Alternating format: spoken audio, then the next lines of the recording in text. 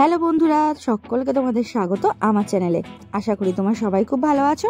আমিও কিন্তু খুব ভালো আছি। আজকে তোমাদের সাথে শেয়ার করতে চলে এলাম আমার সিকিম ঘুরতে যাওয়ার ডে 2। আমরা সিকিমের ডে 2তে কোথায় ঘুরতে গেছিলাম? আমরা গেলাম গ্যাংটকের সাইট সিনে।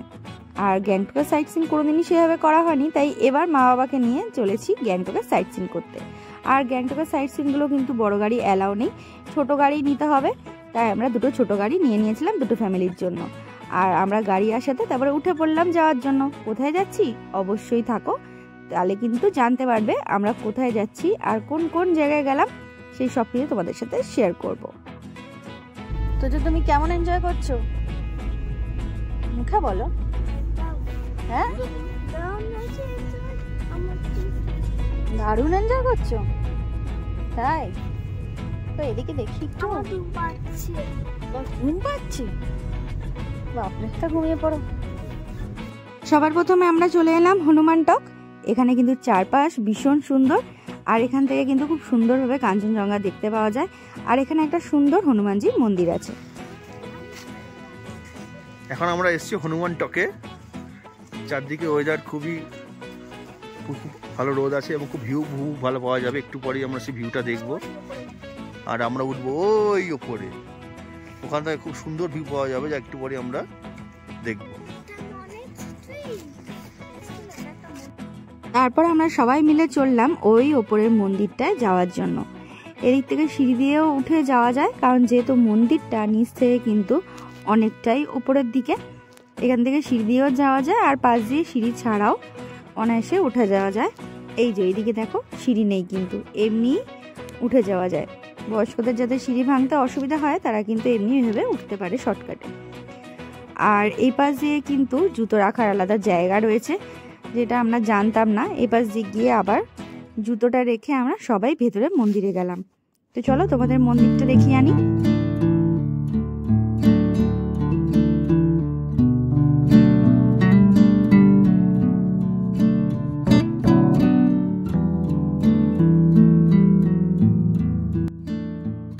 আমরা যেদিন ঘুরতে বেরিয়েছিলাম সেদিনকার আকাশ এতটাই ভালো ছিল যে যেখান থেকে খুশি কাঞ্চনজঙ্ঘা দেখতে পাওয়া যাচ্ছিল। ওই দেখো, একদম পরিষ্কার কাঞ্চনজঙ্ঘা। ভেতর থেকেও কিন্তু খুব সুন্দর দেখতে পাওয়া যায়। তো চলো তোমাদের দেখিয়ে নি। আর এই দেখো, মা আর তোজো কিন্তু ভীষণ হ্যাপি হয়েছে। দুজনে মিলে দাঁড়িয়ে আবার পোজ দিয়ে ছবিও তুলে নিল। তো চলো ভেতরে গিয়ে কিন্তু তোমাদের সবটাই ঘুরে দেখাবো। এখানে কত সুন্দর বজরংবলীর একটা মন্দিরও রয়েছে বিগ্রহ সমেত, সেটাও কিন্তু ভীষণ সুন্দর। আর এই দেখো আমার সবচেয়ে প্রিয় কাঞ্চনজঙ্ঘা।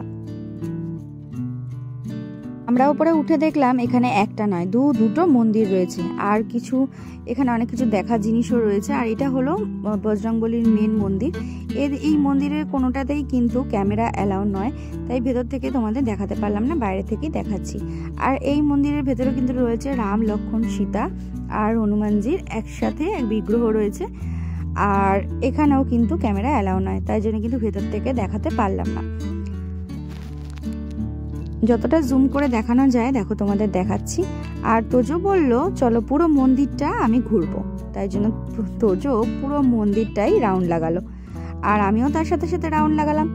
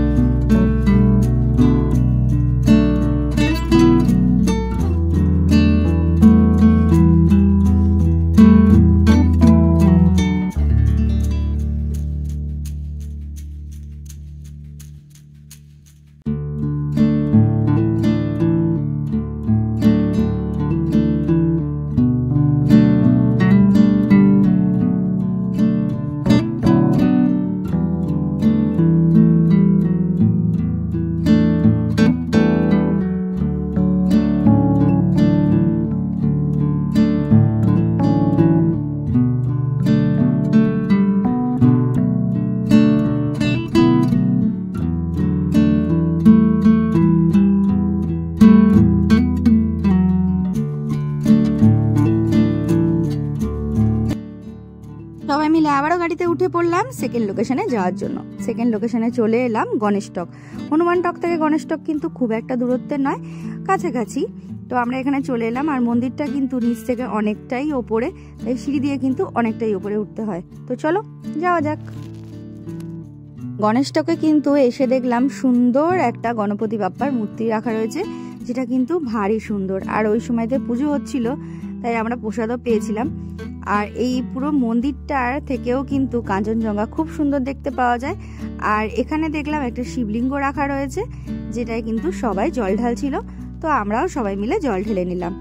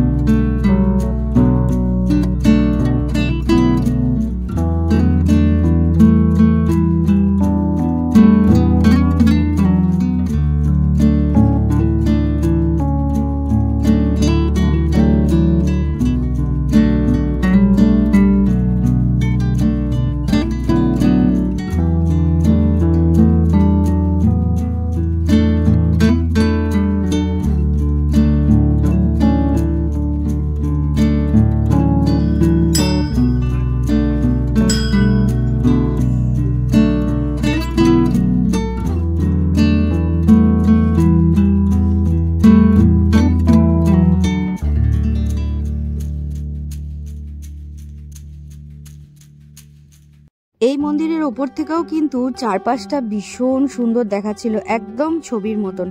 আর এখান থেকেও কিন্তু কাঞ্চনজঙ্ঘা একদম স্পষ্ট দেখতে পাওয়া যাচ্ছিল। তোমাদের বললাম না, সেদিনকার ওয়েদার এতটাই ভালো যে যেখান থেকে খুশি আমরা কাঞ্চনজঙ্ঘা দেখতে পেয়েছিলাম। এতটাও কিন্তু সৌভাগ্য আমাদের কোনোদিনই হয়নি, কারণ আমরা অনেকবারই গ্যাংটক গেছি। এতটাও কিন্তু ক্লিয়ার আমরা কখনো দেখতে পাইনি। এবার যতটা ক্লিয়ার দেখতে পেয়েছি, দেখো কত সুন্দর দেখা যাচ্ছে। তারপরে আমরা চলে গেলাম আমাদের থার্ড লোকেশনে।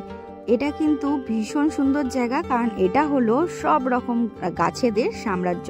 তো চলো তোমাদের কিন্তু ভেতরে নিয়ে গিয়ে দেখাবো এখানে কত রকম গাছ রয়েছে। এখানে প্রচুর পাহাড়ি গাছ ছিল আর প্রচুর ফুল গাছও ছিল, যেটা কিন্তু ভীষণ সুন্দর। আর গিয়ে দেখলাম এখানে অনেক জায়গায় ভিডিও করা অ্যালাউ নয়, তাই যেটুকু পেরেছি আমি ভিডিও করার চেষ্টা করেছি, তোমাদের সেইটুকুই শেয়ার করব। আর এখানে নাকি একটা সুন্দর ঝর্ণা রয়েছে, তো সেই ঝর্ণাটা দেখার জন্য কিন্তু আমাদের উপরে উঠতে হবে। আর এই দেখো কত সুন্দর সুন্দর ফুল রয়েছে এখানে, যেটুকু পেরেছি তোমাদেরকে শেয়ার করছি।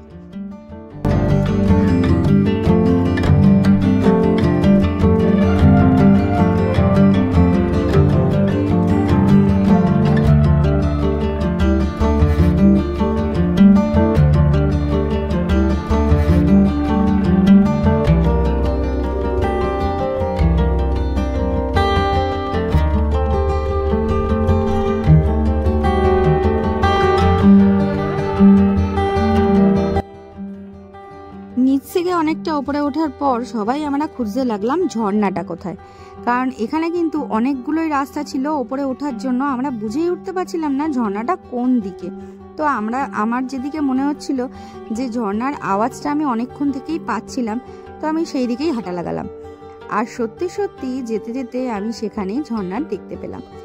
এই দেখো, এই সিঁড়ি দিয়ে আমরা উপরে উঠে গেলাম, আর এখানেই কিন্তু ছিল সুন্দর সেই ঝর্ণাটা। চলো তোমাদের সাথে শেয়ার করে নিই।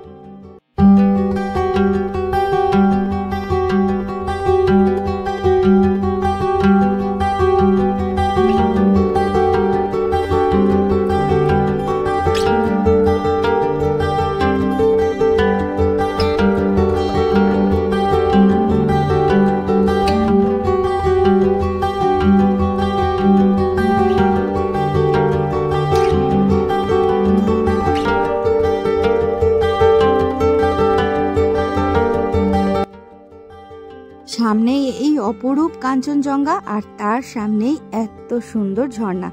এটা কিন্তু বর্ষাকালে অনেকটাই জল বেশি থাকে, তখন আরো দেখতে বেশ সুন্দর লাগে। আর এখনো কিন্তু দেখতে খুবই সুন্দর লাগছিল। তো দেখে কিন্তু তোজো ভীষণ এক্সাইটেড ছিল নিচে যাওয়ার জন্য, বাবাকে বারবার বলছিল আমাকে নিচে নিয়ে চলো। তো ওকেও নিচে নিয়ে যাওয়া হয়েছিল। বাবা ফার্স্টে গেল, তারপরে আমার ভাই, তারপরে ওকে আস্তে আস্তে নামানো হয়েছে। আর এদিকে দেখো মাও কিন্তু নেমে পড়েছে ঝর্ণা দেখতে যাবে বলে।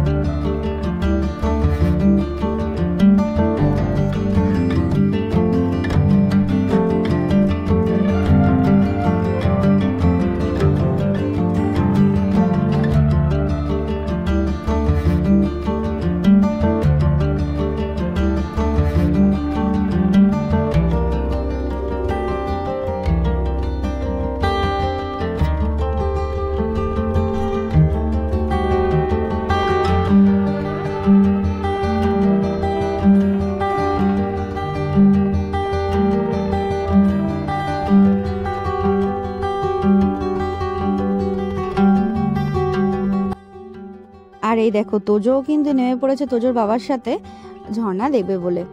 ওর এক ফোঁটাও ভয় নেই, আমার ভীষণ ভয় লাগছিল তাই আমি নামতে পারিনি, ওর কিন্তু ভয় নেই একদম। দেখো ঠিক নেমে পড়েছে ঝর্ণা দেখার জন্য। আর এখানে কিন্তু খুব সুন্দর একটা রামধনুও উঠেছিল, যেটা ক্যামেরা খুব একটা বোঝা যাচ্ছে না, কিন্তু সামনে থেকে দারুণ সুন্দর লাগছিল।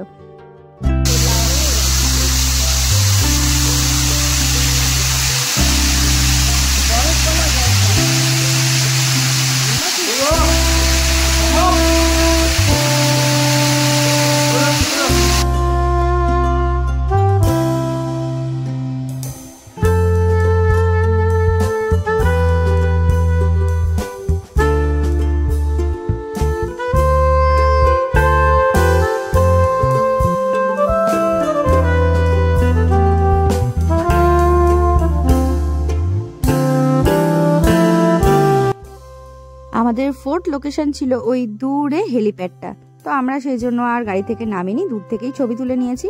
আমাদের ফিফথ লোকেশন ছিল এই মনেস্ট্রিটা, যেটা কিন্তু ভেতর থেকে অনেকটাই সুন্দর। তো চলো তোমাদের নিয়ে যাই মনেস্ট্রির ভেতরে। এটা কিন্তু অনেকটা বড় এরিয়া নিয়ে তৈরি করা, তো চলো তোমাদের সাথে পুরোটাই শেয়ার করে নিই।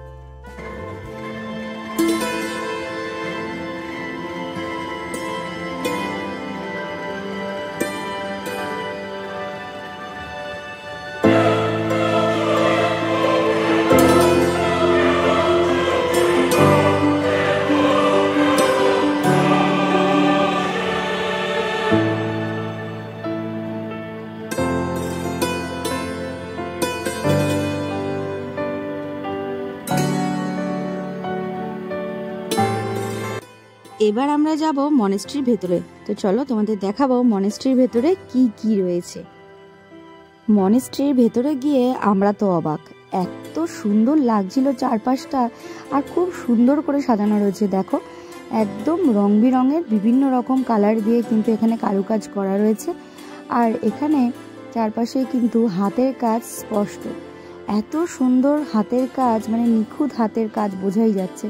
আর আমাদের কিন্তু দেখে দু চোখ যেন জুড়িয়ে যাচ্ছিল।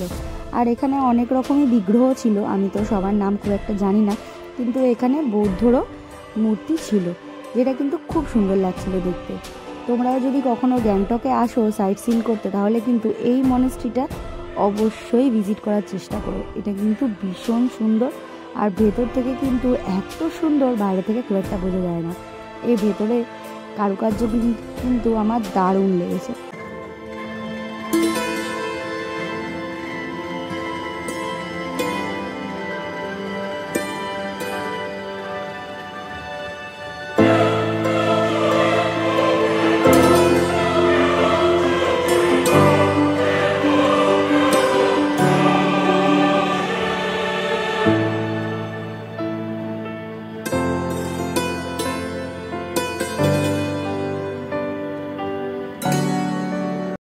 তারপরে আমরা চলে এলাম এই জায়গাটায়। এখানে হলো গ্যাংটকের যে ট্র্যাডিশনাল হাতের কাজ বা ট্র্যাডিশনাল জিনিসপত্র এখানে আসলে কিন্তু দেখতে পাওয়া যায়।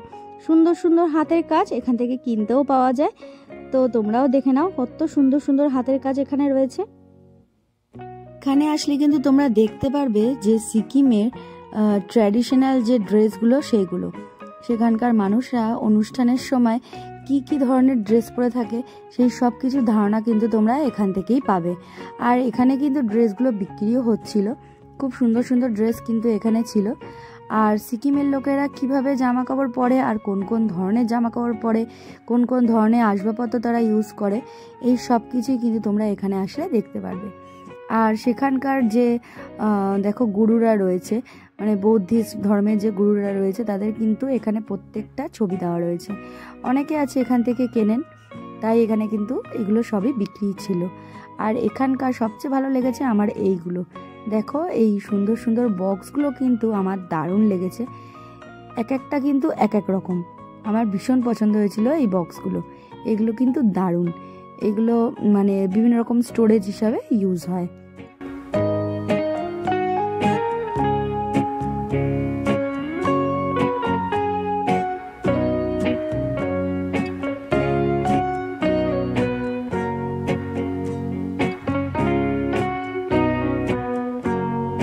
এতটা ঘোরাঘুরির পর এবার তো দুপুরবেলার লাঞ্চের পালা, তাই আমরা একটা রেস্টুরেন্টে চলে গেলাম আর সেখান থেকে নিয়ে নিলাম ভেজ থালি আর তার সাথে নিয়ে নিলাম চিকেন কষা।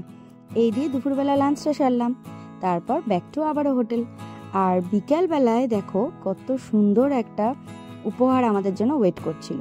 সেটা হলো গ্যাংটকে সেদিন কিন্তু একটা অনুষ্ঠান মতন ছিল, আর সেটাই ছিল আমাদের কাছে উপরি পাওনা। এখানকার যারা ইয়াং মডেলরা তারা কিন্তু মণিপুর আর গ্যাংটকের যে ওদের ওখানকার যে ট্র্যাডিশনাল ড্রেস সেগুলো পরেই কিন্তু পারফর্ম করছিল। তো চলো তোমাদের সাথে পুরোটাই শেয়ার করে নিই।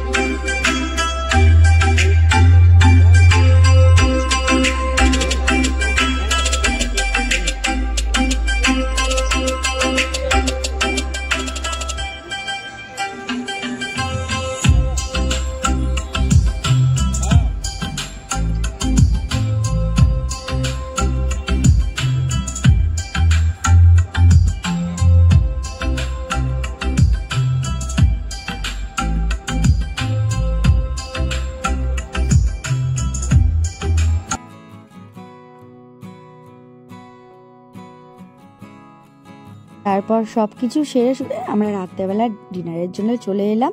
শেরি পাঞ্জাবি এসেছিলাম, তো সেখানে সবাই মিলে ডিনার করে নিলাম। ডিনারে আমরা অনেক কিছুই নিয়েছিলাম। সেখানে ছিল দেখো, এটা চিলি চিকেন, আর এখানে রয়েছে গার্লিক চিকেন, আর এখানে ছিল তন্দুরি রুটি, আর বাবা মার জন্য নিয়েছিলাম চিকেন ভর্তা, আর এখানে রয়েছে মিক্স ফ্রাইড রাইস। এই দিয়ে রাত্রেবেলা কিন্তু ডিনারটা আমরা সেরেছিলাম সকলে মিলে।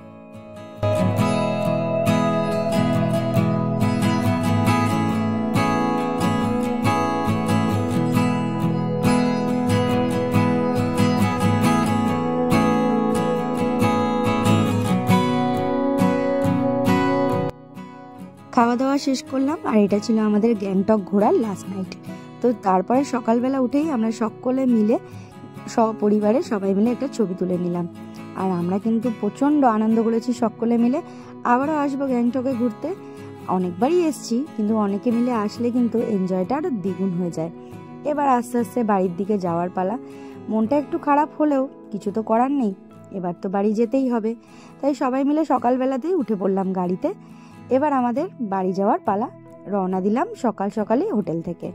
যেহেতু অনেকখানি জার্নি, তাই সকালবেলা খুব একটা কারোর কিছু তেমন খাওয়া দাওয়া হয়ে ওঠেনি। আর আমরা এবার ঠিক করলাম যাওয়ার সময় রাস্তায় খুব ভালো একটা রেস্টুরেন্ট আমরা আগেও দেখে গিয়েছিলাম যাওয়ার সময়, তো সেই রেস্টুরেন্টটায় এবার খাওয়া দাওয়া করব। আর আমরাও তাই যেতে যেতে পৌঁছে গেলাম সেই রেস্টুরেন্টটায়। আর সেখানে গিয়ে বাবা মার জন্য দুপুরবেলায় নিয়ে নেওয়া হয়েছিল ভেজ থালি। এখানে কিন্তু 2 রকম তরকারি ছিল, মাছ আর ডাল, আর একটুখানি আচারও ছিল, আর তার সাথে দিয়েছিল দই। এই সব কিছু দিয়ে কিন্তু দুপুরবেলা খাওয়া দাওয়াটা সারা হয়েছিল। আর মাছটা কিন্তু খুব ভালো ছিল, এটা রুই মাছ ছিল, খুব ভালো ছিল। আর আমরা নিয়ে নিয়েছিলাম এখানে ওয়াই, আর এখানে ছিল এটা এগ আর ভেজিটেবল দিয়ে ওয়াই, আর নিয়ে নিয়েছিলাম মোমো। যেহেতু পাহাড়ে মোমো আর ওয়াই না খেলে মনটা ঠিক ভরে না, তাই তাড়াতাড়ি করে খেয়ে নিয়ে আবারও গাড়িতে উঠে পড়লাম। একটু মন খারাপ করছে, কিন্তু কি আর করা যাবে, এবার তো বাড়ি ফিরতেই হবে। আর এই আশা নিয়ে যাচ্ছি যে আবারও ফিরবো।